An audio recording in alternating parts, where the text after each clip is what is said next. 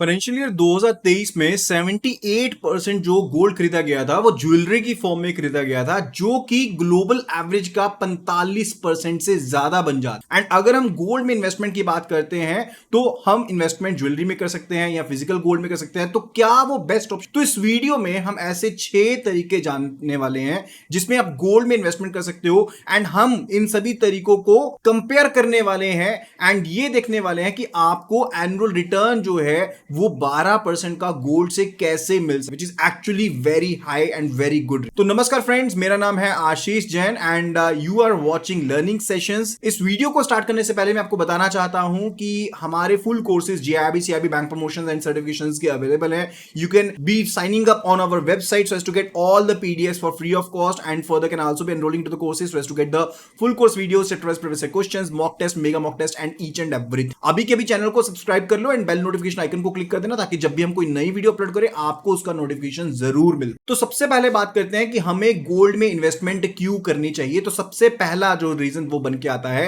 That's related to the diversification, यानी कि हम अपने इन्वेस्टमेंट के दायरे को बढ़ा सकते हैं। एक ही जगह पर पैसा इन्वेस्ट करेंगे तो डेफिनेटली नुकसान हो सकता है, तो उसको डाइवर्सिफाई कर सकते हैं। तो जब भी हम कोई इन्वेस्टमेंट करते हैं अपने पोर्टफोलियो में, चाहे हम स्टॉक्स में करते हैं, तो वहां पर रिस्क रहता है। तो हम एक ही तरह के स्टॉक में इन्वेस्टमेंट नहीं कर सकते, हम मल्टीपल स्टॉक्स में इन्वेस्टमेंट करते हैं ताकि अगर एक स्टॉक का प्राइस ऊपर नीचे जाता भी है तो भी हमें बेनिफिट मिल जाए। एंड अगर हम ओवरऑल अपने इन्वेस्टमेंट पोर्टफोलियो की बात करते हैं तो अगर हम सिर्फ और सिर्फ एक ही तरह की इन्वेस्टमेंट करते हैं तो वहां पर रिस्क ज्यादा रहेगा। तो यही प्रॉब्लम है जिसको हम कवर अप करना चाहते हैं। जैसे कि ज्यादातर केसेस में कहता है कि स्टॉक मार्केट डाउन जाती है तो गोल्ड का प्राइस अप जाता है, right, and further vice versa. तो इसी केस में हम अपने आप को ज्यादा सेफगार्ड कर सकते हैं एंड इन्वेस्टमेंट्स को और ज्यादा बेटर बना सकते हैं एंड हमारी ओवरऑल रिटर्न होती है वो ज्यादा बेटर बन जाती है। जो दूसरा रीजन यहां पर निकल के आता है कि वो है कि गोल्ड जो है वो आपके रिस्क को काफी ज्यादा हेज कर सकता है, सेफगार्ड कर सकता है, क्योंकि अदरवाइज अगर हम देखें तो बहुत सी वॉलेटिलिटी आपको देखने को मिल जाती है in case of stock market, यानी कि जो स्टॉक मार्केट है वो ऊपर नीचे काफी ज्यादा जाती है। अगर हिस्टोरिकली देखें तो गोल्ड जो होता है उसने ओवर द टाइम पीरियड अच्छा ही परफॉर्म किया है। अगर आप वॉलेटिलिटी देखते हो गोल्ड में पिछले 30-40 सालों में, तो वो स्टॉक मार्केट के कंपैरिजन में काफी ज्यादा कम है। इवन कोई क्राइसिस भी जब आता है, जैसे कि ग्लोबल फाइनेंशियल क्राइसिस भी आया था 2008 में, या कोविड-19 भी आया था, तो एक वॉर चल पड़ा जैसे कि रशिया और यूक्रेन के बीच में, स्टॉक मार्केट आपकी नीचे चलेगी, तब भी गोल्ड ने अच्छा परफॉर्म किया था। तो हेजिंग भी काफी ज्यादा बड़ा एक रीजन बन जाता है। तो क्वेश्चन ये आता है कि क्या अगर हमें हेज करना है, अपने आप को सेफगार्ड करना है, क्या हमें अगर अपने आप को डाइवर्सिफाई करना है तो क्या हमें गोल्ड में इन्वेस्टमेंट करनी चाहिए? तो एक थंब रूल है कि हम अपनी 5 से 10% जो ओवरऑल इन्वेस्टमेंट है उसका पार्ट गोल्ड इन्वेस्टमेंट में कर सकते हैं। यानी कि 100 रुपीज की इन्वेस्टमेंट से 5 से 10 रुपए लगाइए गोल्ड में, बाकी और जगह पर इन्वेस्ट कीजिए। अगर हम 2015 नवंबर से इन्वेस्टमेंट कर रहे होते गोल्ड में और एग्जिट ले लेते नवंबर 2023 में, तो हम एक टाइम पीरियड एज्यूम कर रहे हैं 8 साल का। जनरली SGB यानी कि सोवरेन गोल्ड बॉन्ड जो होते हैं वो 8 साल के मैच्योरिटी पीरियड के साथ आते हैं, यानी कि उसमें आपको गोल्ड को 8 साल के लिए होल्ड करना पड़ता है एंड उसके साथ ही आपको काफी ज्यादा अच्छी रिटर्न मिल जाती है लॉन्ग टर्म में। तो अगर होल्डिंग पीरियड एजम्पशन जो है वो बिल्कुल सही यहां पर रखेंगे, जिसके हिसाब से आपको रिटर्न काफी अच्छी मिल जाती है। अगर हम 24 कैरेट गोल्ड में इन्वेस्टमेंट करते हैं तो हम ये मान के चल रहे हैं, एज्यूम करके चलते हैं कि नवंबर 2015 में जो गोल्ड का रेट था वो 2684 रुपीज पर ग्राम था, यानी कि 2684 रुपए था 1 ग्राम का। हमने अब ये एजम्पशन ली है कि 24 कैरेट जो है वो कंपैरिजन के पर्पस के लिए, क्योंकि हम गोल्ड को डिजिटल वे में भी परचेज कर सकते हैं। तो अब हम ये समझना चाहते हैं कि हम किस वे में परचेज करें। देखिए, जब आप डिजिटल गोल्ड को परचेज करते हैं तो आपको ऑन एन एवरेज 1.5% ज्यादा पे करना पड़ता है जब आप खरीदते हो, एंड ऑन एन एवरेज आपको 1.5% कम मिलता है जब आप डिजिटल गोल्ड को सेल करते हो। तो डिजिटल गोल्ड कंपनीज जैसे कि MMTP, PAMP, सेफ गोल्ड हो गया या फिर ऑगमेंट गोल्ड हो गया, ये अपने बाइंग प्राइस को थोड़ा सा ज्यादा रखती हैं एंड सेलिंग प्राइस को थोड़ा सा कम रखती हैं। इसको बाय सेलिंग स्प्रेड कहा जाता है। तो इनकी कंपनीज की main income by selling spread से ही होती है। तो बहुत बार आपको ये लगेगा कि मैं कोई चार्जेस तो पे कर नहीं रहा हूं गोल्ड को परचेज करने के लिए, डिजिटल गोल्ड को परचेज करने के लिए, लेकिन आप बाय सेलिंग रेट की फॉर्म में ये चार्जेस ऑलरेडी पे कर रहे हैं। तो सबसे पहले हम बात करते हैं SGB यानी कि सोवरेन गोल्ड बॉन्ड के बारे में। तो हम यहां पर एज्यूम करते हैं कि आपका SGB का जो प्राइस होता है वो पिछले 3 दिनों का एवरेज प्राइस लिया जाता है। तो जब भी RBI नया कोई ट्रेंच निकालता है, नया कोई SGB की सीरीज निकालता है, तो जो पिछले 3 दिनों का एवरेज प्राइस रहा होता है गोल्ड का, उससे कंसीडर किया जाता है। एंड हम नवंबर 2015 के लिए इस प्राइस को ₹2634 एज्यूम कर लेते हैं। अब जैसे मैंने आपको बताया कि हमने एज्यूम किया कि हमारा गोल्ड का होल्डिंग पीरियड 8 साल का था, एंड अगर अब हम उसे नवंबर 2023 में बेचते तो आज की डेट में जो गोल्ड का रेट था वो 6132 रुपए था, यानी कि 6132 रुपीज था।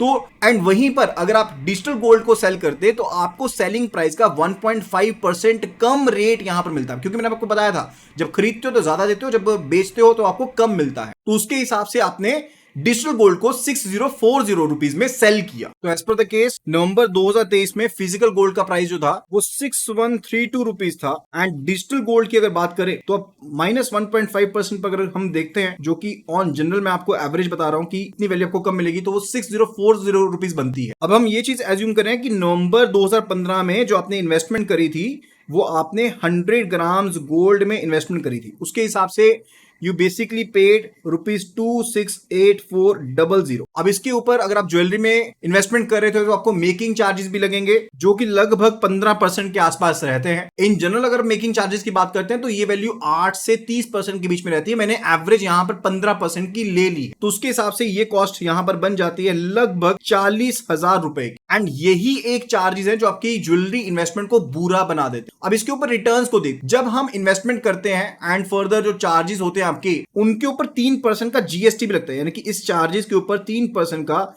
जीएसटी भी आपको पे करना पड़ेगा। तो उस चीज को हमने एज्यूम कर लिया, तो टोटल आपकी जो एजम्पशन कॉस्ट बन जाएगी वो 3,17,000 रुपए की कॉस्ट बन जाएगी 100 ग्राम्स ऑफ गोल्ड को परचेज करने की। तो ये हमारी टोटल एक्विजिशन कॉस्ट है 3,17,000 रुपए की नवंबर 2015 में, जब 2684 रुपीज प्राइस था। मेकिंग चार्जेस हमने 15% मान लिए हैं, एंड उसके ऊपर जीएसटी 3% का कंसीडर कर लिया है। अब इसके अलावा देखिए, घर पर तो आप गोल्ड को रखेगे नहीं, आप घर गोल्ड को रखोगे लॉकर में। तो ऑन एन एवरेज हम मान के चलते हैं कि लॉकर का किराया जो कि 9,000 से 10,000 पे लगभग रहता है, वो आपने खर्च किया होगा। कई बैंक्स के केस में लॉकर का किराया जो होता है वो कम भी होता है। लेट से केस की 3,000 पे हम लॉकर का पर ईयर का रेंट लेके चलते हैं, क्योंकि हमने होल्डिंग पीरियड 8 साल का रखा है, तो 3,000 इंटू 8 यानी कि 24,000 रुपीज आपके लॉकर के रेंट के चार्जेस पड़ जाएंगे। एंड मैच्योरिटी के ऊपर यानी कि 8 साल गोल्ड को रखने के बाद जब आप गोल्ड को बेचने के लिए जाओगे तो ज्वेलर जो है वो कुछ एक वेस्ट को भी बीच में से निकाल लेगा, एंड ऑन एन एवरेज 8% जो गोल्ड है वो आपका वेस्टेज में चला जाए। तो उस अमाउंट को यहां पर हमें माइनस करना पड़ेगा। जैसे कि हमने नवंबर 2023 में जो प्राइस काउंट किया था वो 6132 रुपीज काउंट किया था, तो उसमें से 8% को हम सब्ट्रैक्ट कर देंगे, यानी कि 6,13,200 को हम अगर हम यहां पर पर्टिकुलरली 100 से अगर मल्टीप्लाई करते हैं, क्योंकि 100 ग्राम गोल्ड कंसीडर कर रहे हैं, तो वहां पर वो प्राइस बनता है लगभग 6,13,000 रुपए बन जाता है, राइट। अब ऑब्वियसली इसके ऊपर आपको कोई इंटरेस्ट तो मिल नहीं रहा है, लेकिन आपको लॉकर चार्जेस को सब्ट्रैक्ट करना है। उसके अलावा जो आप गोल्ड को बेचने के लिए चार्जेस निकाल रहे हो उनको भी आपको सब्ट्रैक्ट करना पड़ेगा। तो उसके हिसाब से जो हमारा फाइनल अमाउंट निकल के आएगा ये सभी सब्ट्रैक्शंस करने के बाद, वो निकल के आता है 5,67,000। अब ये देखते हैं कि क्या इसके ऊपर आपको कोई टैक्स भी पे करना पड़ता है। तो यहां पर आपको इंडेक्सेशन वैल्यू का बेनिफिट मिल जाता है, यानी कि इन्फ्लेशन की वजह से जो आपकी रेट्स इंक्रीज हो उसका बेनिफिट आपको मिल जाता है। तो आपको कैपिटल गेन टैक्स किस हिसाब से पड़ेगा, तो अगर आपने इन्वेस्टमेंट जो है, अगर इन्वेस्टमेंट 36 महीने से ज्यादा की होती है तो आपको लॉन्ग टर्म कैपिटल गेन पड़ेगा। एंड इस केस में हम 8 साल का होल्डिंग पीरियड कह रहे हैं तो एलटीसीजी ही पड़ेगा। एंड एलटीसीजी जो रहता है इस केस में 20% का एलटीसीजी आपके ऊपर चार्ज किया जाता है, प्लस 4% का सेस भी आपको पे करना पड़ता है, विच बेसिकली कंपाउंड्स टू 20.8% आपको एलटीसीजी पे करना पड़ता है अगर आपका होल्डिंग पीरियड 3 साल से ज्यादा है। लेकिन ये एलटीसीजी आपको फाइनल इन्वेस्टमेंट वैल्यू के ऊपर पे नहीं करना पड़ता है। आपको फाइनल प्राइस यानी कि नवंबर 2023 में जो फाइनल प्राइस आपका पड़ा वो प्राइस माइनस जो आपका पर्टिकुलर इंडेक्सेशन वैल्यू थी उसको सब्ट्रैक्ट करने के बाद जो वैल्यू बनेगी उसे आपको कंसीडर करना पड़ेगा। इंडेक्सेशन वैल्यू जो होती है उसे पर्टिकुलरली एक्विजिशन कॉस्ट कंसीडर किया जाता है। एंड इस केस में हमने एक्विजिशन कॉस्ट हमारी देखी थी जो कि 3,17,000 रुपए। अब डेफिनेटली 3,17,000 की एक्विजिशन कॉस्ट के ऊपर जैसे मैंने आपको बताया इसके ऊपर कुछ एक इन्फ्लेशन भी पड़ी होगी, यानी कि कुछ ना कुछ वैल्यू इंक्रीज हुई होगी। तो हम इंडेक्सेशन वैल्यू को एक्चुअल वैल्यू में ऐड कर देंगे। एंड पर्टिकुलरली अगर आप ऑनलाइन सर्च करते हैं इस चीज को कि इंडेक्सेशन वैल्यू कितनी थी, तो मैंने उसको ऑलरेडी सर्च आउट कर रखा है, तो वो हमारी 4,60,000 के आसपास निकलती है, यानी कि 3,17,000 की वैल्यू 8 साल जब हम होल्ड करते हैं तो उसकी इंडेक्सेशन वैल्यू 4,60,000 के आसपास निकल के आती है। तो जो ये 5,67,000 की वैल्यू थी इसमें से आपको 4,60,000 की जो वैल्यू, जो आपकी पर्टिकुलर इंडेक्सेशन वैल्यू थी, उसको सब्ट्रैक्ट कर देंगे एंड जो डिफरेंस अमाउंट रहेगा उसके ऊपर LTCG पे करना पड़ेगा 20.8% के, जो कि लगभग निकल के आता है 22,000 रुपीज। तो हमारी जो आफ्टर टैक्स फाइनल वैल्यू निकल के आती है 5,67,000 माइनस 22,000, वो बन के आती है 5,45,000। एंड अगर हम रिटर्न की बात करें, क्योंकि ये रिटर्न आपको 3,17,000 के ऊपर मिली है, तो उसके हिसाब से अगर हम रिटर्न की बात करते हैं, पोस्ट टैक्स रिटर्न की बात करते हैं, तो वो रिटर्न आपके पास लगभग 7% की रिटर्न निकल के आती है जब हम फिजिकल ज्वेलरी में इन्वेस्टमेंट की बात। अब इसके बाद हम गोल्ड बुलियन के बारे में बात करने वाले हैं, यानी कि लेट्स से आपने गोल्ड कॉइन या फिर गोल्ड बिस्किट में इन्वेस्टमेंट करी है rather than investing in jewellery, क्योंकि ज्वेलरी के केस में आपको मेकिंग चार्जेस भी पे करने पड़ रहे थे, लेकिन बुलियन के केस में आपको मेकिंग चार्जेस पे नहीं करने हैं, आपको सिर्फ और सिर्फ जो लोकर का रेंट है आपको वो पे करना है। इसके अलावा जो आपका पर्टिकुलर 3% का जो GST लग रहा था एक्विजिशन कॉस्ट के ऊपर, वो पर्टिकुलरली आपका वो भी चार्ज नहीं होगा, क्योंकि मेकिंग चार्जेस के ऊपर 3% लग रहा था, वो भी आपका चार्ज नहीं होगा। तो इस केस में सेम केस को अगर हम लेते हैं 263834 के रुपीज में हम लेते हैं, अगर 2684 में लेते हैं एंड उसके बाद आपने 100 ग्राम को परचेज किया है एंड पर्टिकुलरली आप इसके ऊपर कॉस्ट निकालते हो अपनी की लॉकर चार्जेस आपको पे करने पड़ेंगे एंड ऑल, तो आपकी एक्विजिशन जो कॉस्ट पिछले केस में 3,17,000 आ रही थी, इस केस में आपकी सिर्फ और सिर्फ 2,98,000 की एक्विजिशन कॉस्ट पड़ती, क्योंकि आपको मेकिंग चार्जेस पे नहीं करने पड़ रहा है। इस केस में भी आपको लॉकर रेंट पे करना पड़ेगा, क्योंकि फिजिकल गोल्ड है, आप घर पे तो रख नहीं सकते हो, तो लॉकर रेंट तो आपको पे करना पड़ेगा। तो जो अक्रूवल चार्जेस है, यानी कि इसको रखने के जो चार्जेस है, वो चार्जेस क्या क्या हो जाएंगे, एक तो लॉकर रेंट पे करना पड़ेगा 24,000 रुपीज का, एंड दूसरी चीज जब आप यहां पर इसको सेल करने जाओगे मैच्योरिटी के ऊपर, तो जो वेस्टेज 8% की ज्वेलरी के केस में निकली थी, वो वेस्टेज यहां पर नहीं आएगी, क्योंकि ये 99.99% आपका प्योर गोल्ड होता है। तो टोटल मैच्योरिटी वैल्यू जो थी, जो कि हमने पिछले केस में भी 6134 के हिसाब से कंसीडर करी थी, वो पर्टिकुलरली आपकी सेम ही रहने वाली है 100 ग्राम्स के लिए 613000, यानी कि 6,13,000 के आसपास ही रहने वाली है। इस केस में भी आपको कोई भी इंटरेस्ट नहीं मिल रहा है, तो 6,13,200 माइनस 24,000 अगर हम करते हैं, तो आपके पास जो फाइनल वैल्यू निकल के आती है वो बन जाती है 5,89,200 रुपीज। सेम वे में आप पर्टिकुलर एक्विजिशन कॉस्ट निकालते हो, आपके पास एक्विजिशन कॉस्ट ये वाली थी,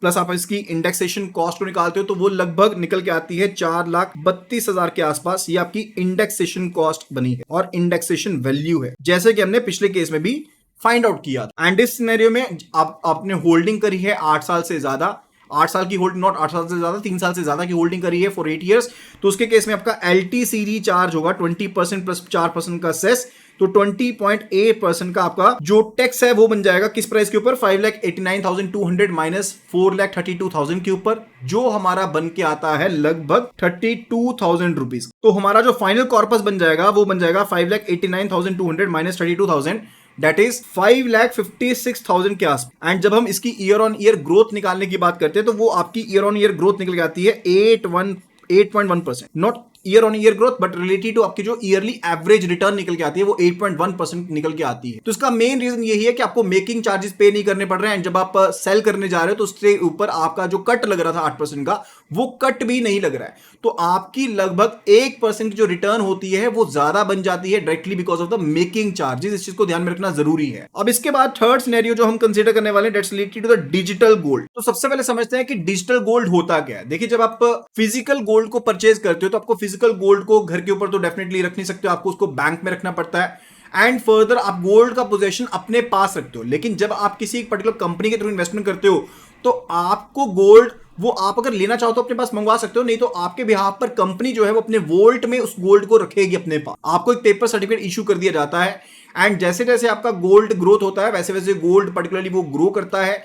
आप इसकी फिजिकल डिलीवरी भी ले सकते हो या फिर वापस से इस गोल्ड को कंपनी को सेल भी कर सकते हो। तो जो बाइंग रेट होते हैं एंड सेलिंग रेट होते हैं, जैसे मैंने आपको बताया, वो लगभग आपका 1.5% का डिफरेंस उसमें रहता है एंड यही जो स्प्रेड होता है वो पर्टिकुलर उस कंपनी के लिए प्रॉफिट का काम करता है। तो जैसे कि हमने कंसीडर किया 2684 आपका बाइंग प्राइस है, तो इसमें 2684 प्लस 1.5% रहेगा।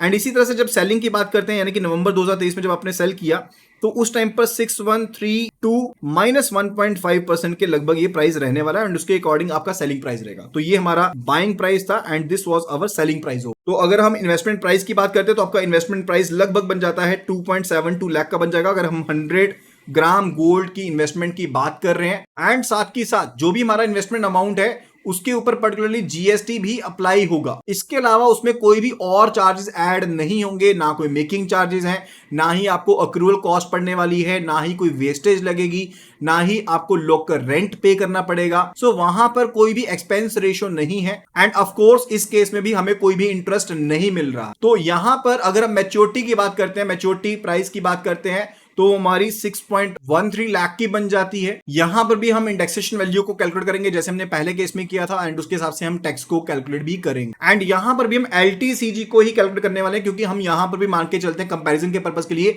कि आपने गोल्ड को 8 साल के लिए अपने पास रखा होगा। लेकिन एक चीज यहां पर समझ लीजिए कि अगर हम गोल्ड को 3 सालों के बीच में बेच देते हैं, डिजिटल गोल्ड को या फिजिकल गोल्ड को, तो एसटीसीजी चार्ज होगा, यानी कि short term capital gain charge होगा। सो जो भी हमें प्रॉफिट हुआ होगा, कैपिटल गेन हुआ होगा, उन सभी को हमारी सैलरी में ऐड कर दिया जाएगा एंड जो भी टैक्स रेट हमारी सैलरी के ऊपर एप्लीकेबल होगा वही टैक्स रेट वहां पर एप्लीकेबल होगा। यानी कि अगर 10% टैक्स स्लैब में आ रहे हो तो आपको 10% टैक्स लगेगा, अगर 30% के पर्टिकुलर टैक्स स्लैब में आ रहे तो 30% का टैक्स आपके ऊपर अप्लाई हो जाएगा। इनफैक्ट जो हाईएस्ट इनकम ब्रैकेट है, अगर 40% टैक्स भी है तो आपको 40% टैक्स भी यहां पर लग सकता है। अगर डिजिटल गोल्ड के केस में देखें तो यहां पर डिफरेंस अमाउंट के केस में, जैसे कि जो इंडेक्सेशन वैल्यू थी and for the final value आपकी सेल की थी, उसके बीच में डिफरेंस करके जब हमने एलटीसीजी को कैलकुलेट किया तो वो टैक्स हमारा 20.8% के हिसाब से हमने कैलकुलेट कर लिया, वो बन रहा है 41,000 रुपीज। एंड उसके बाद जब हम फाइनल यहां पर देखते हैं कॉर्पस को, यानी कि जो हमारे पास फाइनल जो वैल्यू आएगी उसके हिसाब से जब हम फाइंड आउट करते हैं वैल्यू को, तो आपके पास जो रिटर्न निकल के आती है वो लगभग डिजिटल गोल्ड के केस में निकल के आती है 9%। जब ज्वेलरी परचेज की थी तो 7% था, जब आपने गोल्ड बुलियन किया तो आपके पास 8.1% हो गया एंड जब आप डिजिटल गोल्ड में कर रहे हो तो 9% की आपके पास रिटर्न निकल के आती है, यानी कि बुलियन के केस में आपको 1% ज्यादा रिटर्न मिल जाती है। नाउ चौथी तरह की इन्वेस्टमेंट को गो थ्रू करते हैं, जो कि हमारा केस बन जाता है गोल्ड ईटीएफ, यानी कि एक्सचेंज ट्रेडेड फंड के बाद। तो यहां पर आप बेसिकली एक फंड में इन्वेस्टमेंट करते हो, जैसे म्यूचुअल फंड में इन्वेस्टमेंट करते हैं तो यहां पर आप अपना जो पैसा होता है उसे एक फंड में इन्वेस्टमेंट करते हो एंड वो फंड जो होता है फर्दर वो गोल्ड में इन्वेस्टमेंट कर देता है। तो इस फंड को बेसिकली बैक मिलता है, सिक्योरिटी मिलती है फिजिकल गोल्ड से। तो यहां पर हमारी इन्वेस्टमेंट जो होती है वो भी एक्चुअल गोल्ड में होती है। यहां पर भी 24 कैरेट का गोल्ड कंसीडर किया जाता है। तो यहां पर जो हमारी इन्वेस्टमेंट अमाउंट होगी वो सेम ही होगी, यानी कि 2.68 लाख की जो इन्वेस्टमेंट अमाउंट थी वो हमारा इनिशियल इन्वेस्टमेंट होगी। एंड फर्दर यहां पर आपको कोई भी जीएसटी या कोई मेकिंग चार्जेस नहीं पे करने पड़ते, जैसे कि आपको डिजिटल गोल्ड के केस में पे करने पड़े थे, ना ही आपको कोई लोकल रेंट पे करना पड़ेगा। लेकिन यहां पर इस फंड को मैनेज करने के लिए जो चार्जेस लग रहे हैं, यानी कि मैनेज चार्जेस लग रहे हैं, मैनेजमेंट के चार्जेस लग रहे हैं, वो चार्जेस आपको पे करने पड़ेंगे, जो कि 0.3% से 0.5% आपकी इन्वेस्टमेंट वैल्यू का बन जाता है। एंड कई केसेस में वो 0.2% एंड 0.25% होते हैं। एंड इसके अलावा आपको कुछ ब्रोकरेज चार्जेस भी पे करने पड़ते हैं। एंड फर्दर जो एसटीटी यानी कि सिक्योरिटी ट्रांजैक्शन टैक्स होता है वो भी वहां पर होता है, सेबी चार्जेस भी वहां पर हो सकते हैं, क्योंकि हमारे जो ईटीएफ हैं वो स्टॉक एक्सचेंज के ऊपर ट्रेड हो रहे हैं इसकी वजह से। तो जब कभी भी हम ट्रांजैक्शन करेंगे तो हमें डिफरेंट तरह के चार्जेस जो होंगे वो पे करने पड़ेंगे एंड हमने अपनी कन्वीनियंस के लिए इन सभी चार्जेस को मिला करके कंसीडर कर लिया है 0.55% इन होल, या अदरवाइज एसटीडी अलग से, सेबी के चार्जेस अलग से, ब्रोकरेज चार्जेस अलग से, ठीक है, मैनेजमेंट चार्जेस अलग से, हमने सभी को 0.55% यहां पर कंसीडर कर ली। तो हमारी इन्वेस्टमेंट अमाउंट का 0.55% जब हमने कैलकुलेट किया तो वो लगभग निकल के आता है 11,800 रुपए। एंड अक्रूवल टाइम के दौरान जब हमने पैसा इन्वेस्ट किया हुआ है तब उसके दौरान आपको ये चार्जेस, यानी कि जो आपके पर्टिकुलर चार्जेस है वो हर साल पड़ने वाले हैं, हर साल आपको ये चार्जेस देने पड़ेंगे। सो यहां पर मैंने 8 साल के चार्जेस ले लिए हैं, तो यहां पर हमारी वेस्टेज जो होता है वो किसी भी तरह की नहीं होती है। मैच्योरिटी वैल्यू सेम रहने वाली है, 6,13,200 रुपए की रहने वाली है। This is our maturity value अगर हम नवंबर 2023 में 8 साल के होल्डिंग पीरियड के बाद सेल कर देते हैं। एंड यहां पर भी टैक्स जो पड़ेगा वो पर्टिकुलर हमारी इंडेक्सेशन वैल्यू के हिसाब से हमें टैक्स पड़ने वाला है। एलटीसीजी 20.8% का पड़ने वाला है। आपको एक छोटी सी चीज यहां पर बताना चाहता हूं कि 1 अप्रैल 2023 के बाद जो कोई भी ईटीएफ थे उसमें आपको इन्वेस्टमेंट के ऊपर एलटीसीजी का जो पहले बेनिफिट मिलता था वो बेनिफिट अब नहीं मिल रहा है, यानी कि सारे के सारे जो प्रॉफिट आपके ईटीएफ में हुए हैं वो आपकी सैलरी में ऐड कर दिए जाते हैं, यानी कि जो कुछ भी आपको वहां पर प्रॉफिट हुआ जो हमने इंडेक्सेशन वैल्यू से प्रॉफिट निकाला, ईटीएफ के केस में पहले आपको एलटीसीजी का बेनिफिट मिल जाता था, लेकिन अब वो कह रहे हैं कि आपके जो भी प्रॉफिट होंगे वो सारे आपकी सैलरी में ऐड कर देंगे एंड जो टैक्स ब्रैकेट में आप आओगे उसके हिसाब से आपको टैक्स पे करना पड़ेगा। सो ईटीएफ में इन्वेस्टमेंट जो होगी, चाहे आपका होल्डिंग पीरियड जो है वो 3 साल से ज्यादा है, स्टिल उसमें जो पर्टिकुलर आपकी टैक्सेशन होगी वो एसटीसीजी यानी कि शॉर्ट टर्म कैपिटल गेन के हिसाब से ही होने वाली। सो हम यहां पर एज्यूम कर रहे हैं कि नवंबर 2015 में आपने इन्वेस्टमेंट की थी, हम डेफिनेटली यहां पर एज्यूम कर रहे हैं कि आपने 8 साल के लिए वहां पर होल्डिंग करी एंड जब हम long term capital gain impose हुआ, लेकिन हमें कैलकुलेशन उसी के हिसाब से करनी है,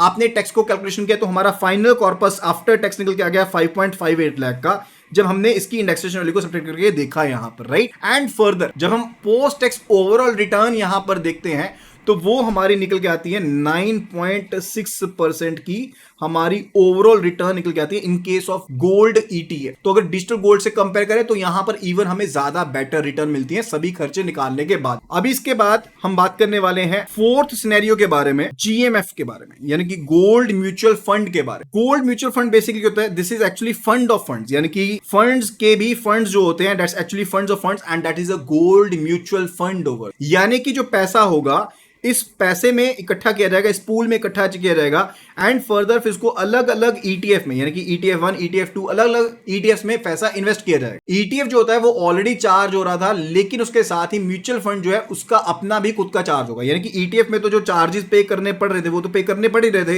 एंड साथ के साथ इस म्यूचुअल फंड के अपने खुद के चार्जेस भी होंगे इसको मैनेज करने के लिए। तो यहां पर हमने एज्यूम कर लिया है, जो लास्ट केस में हमने किया था 0.55%, यहां पर हमने 1% के जो चार्जेस है वो यहां पर एज्यूम कर लिए हैं। सो अकॉर्डिंग टू दिस अगर जो हमारी इन्वेस्टमेंट होती है 2,68,000 की, अगर हम उसके ऊपर चार्जेस देखते हैं तो लेट्स से 21,000 चार्जेस पड़ जाएंगे 8 साल के अंदर एंड हमारी जो मैच्योरिटी बनती है वो 6,13,000 की थी एंड जो हमारा फाइनल कॉर्पस बनेगा आफ्टर डिडक्टिंग द चार्जेस वो बन जाता है 5.91 लाख। तो यहां पर भी जो पर्टिकुलर टैक्सेस है वो इंपोज्ड होंगे, यहां पर एलटीसीजी इंपोज्ड होगा जो कि 20% है प्लस 4% का सेस होगा एंड आफ्टर टैक्स जो आपका कॉर्पस निकल के आया वो बन गया 5.51 लाख, यानी कि इंडेक्सेशन वैल्यू के हिसाब से हमने टैक्स कैलकुलेट किया जो कि 40,000 के आसपास बना एंड फर्दर ये वैल्यू हमारे पास आ गई 5.51 लाख एंड इसके हिसाब से अगर हम अपनी रिटर्न्स देखते हैं तो वो बन जाती हैं 9.41% की in case of the gold mutual fund. अब अगर हम कंपेयर करते हैं तो ईटीएफ से ये थोड़ी बहुत कम है, बिकॉज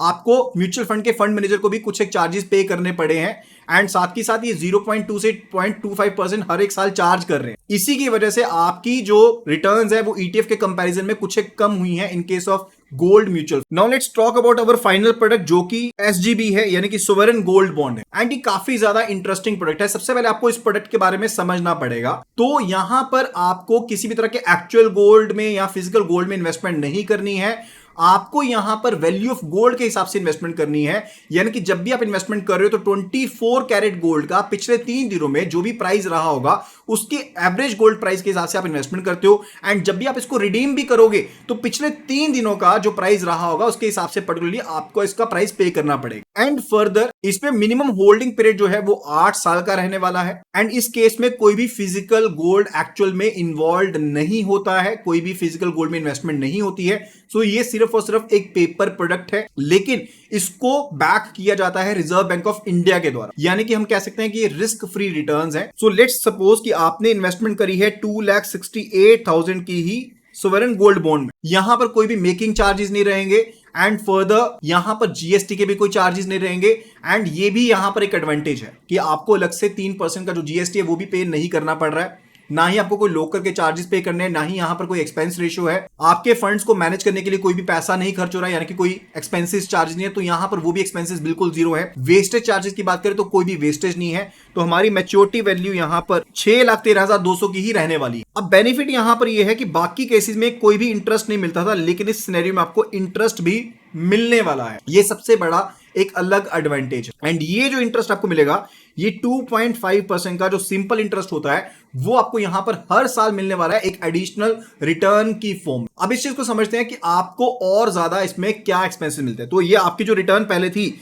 अगर हम सभी ये इंटरेस्ट को बीच में ऐड कर दें तो आपका ये कॉर्पस इंक्रीज हो जाता है 6.65 लाख क्यूब। अब टैक्सेस की बात कर लेते हैं। यहां पर अगर आप इन्वेस्टमेंट को पर्टिकुलरली 8 साल तक होल्ड करते हो तो आपको किसी भी तरह का टैक्स जो होगा वो यहां पर नहीं पे करना पड़ता, यानी कि एलटीसीजी कोई भी पे नहीं करना पड़ेगा। लेकिन जो ये 2.5% का आपने इंटरेस्ट अर्न किया, जो कंपोनेंट हमने लगभग यहां पर 52,000 रुपीज का माना for 8 years holding over there, उसके ऊपर आपको टैक्स पे करना पड़ेगा। एंड फर्दर यहां पर जो टैक्स इंपोज होगा इस 52,000 के ऊपर, यानी कि 2.5% रिटर्न के ऊपर, वो आपकी सैलरी स्लैब के हिसाब से आपके ऊपर टैक्स इंपोज होगा। इस केस में हम सिनेरियो में लेट कर लेते हैं कि 20% टैक्स स्लैब में आप आ रहे हैं एंड उसके हिसाब से आपको 10,000 रुपीज का जो टैक्स है वो यहां पर पे करना पड़ेगा। तो यहां पर आपका जो पूरा का पूरा कॉर्पस बन जाएगा 6.65 लाख माइनस 10,000, 6.55 लाख का पूरा कॉर्पस आपका यहां पर बन जाएगा। तो अगर हम सभी केसेस को मिलाकर देखते हैं तो एसजीपी का जो कॉर्पस है वो सबसे ज्यादा बड़ा कॉर्पस है। अब हम यहां पर पोस्ट टैक्स रिटर्न्स की बात करें तो हमें डायरेक्टली यहां पर 12% की जो टैक्स रिटर्न्स है वो यहां पर मिल रही है। तो एसजीबी जो है वो सबसे बेस्ट प्रोडक्ट यहां पर निकल के आता है एंड आल्सो इसमें गवर्नमेंट की बैकिंग भी है। तो यहां पर क्लियर विनर जो है वो एसजीबी यानी कि सोवरेन गोल्ड बॉन्ड ही है। सोवरेन गोल्ड बॉन्ड में कोई भी कैपिटल गेन टैक्स इंपोज नहीं होता है अगर आप 8 साल के लिए उसको होल्ड करते हो, यानी कि पूरी मैच्योरिटी के ऊपर उसको लेते हो। अगर आप उसको इन मिडल स्टॉक एक्सचेंज के ऊपर सेल कर देते हो तो आपके ऊपर कैपिटल गेन टैक्स जो होता है वो इंपोज होगा, यानी कि अगर आप उसे 12 महीने के बाद बेचते हो तो उसके ऊपर एलटीसीजी इंपोज होगा।